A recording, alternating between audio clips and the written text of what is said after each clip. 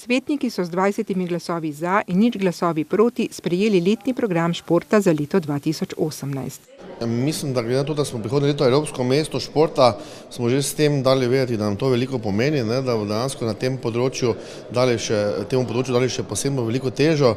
Letni program športa, kjer so predvidene tudi nekatere investicije. Ena najbolj znanih je tista, ki je tudi najbolj burna zadnje čase, to je investicija v obnovo zahodne tribune Ljudskega vrta. In veliko še bo manjših in manj znanih investicij, ampak jaz mislim, da leto 2018 bo dejansko tudi v prihodnosti znano potem, da je bilo še posebno izpostavljeno športu, se pravi v pozitivnem smislu.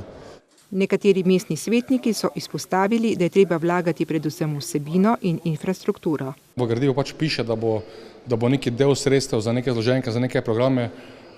Samo osebno menim, da je prvo treba vlagati v infrastrukturo, šele na to v neke dodatne programe, v dodatne obremenitve občank in občanov. Prvo je treba zagotoviti sredstva za pristan, za Mariborski otok, šele na to neke dodatne vsebine.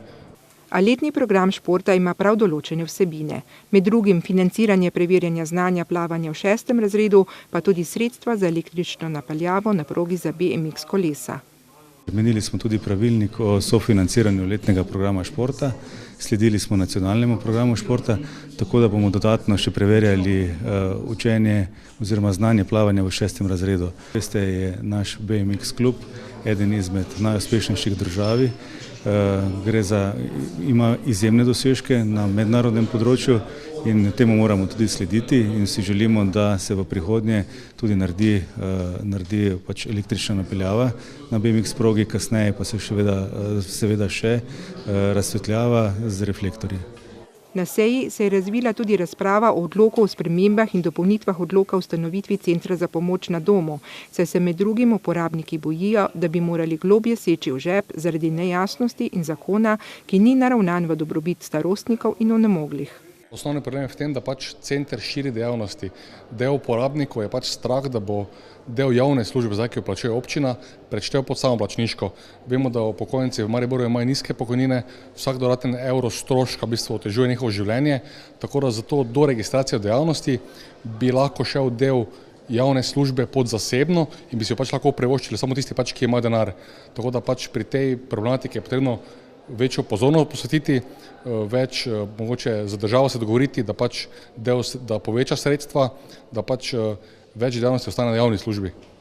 Večji del finančnega bremena za financiranje takih dejavnosti imajo zdaj občine, ne pa država. Ja, točno tako. Država vedno več nalog kot javno službo nalaga občinam.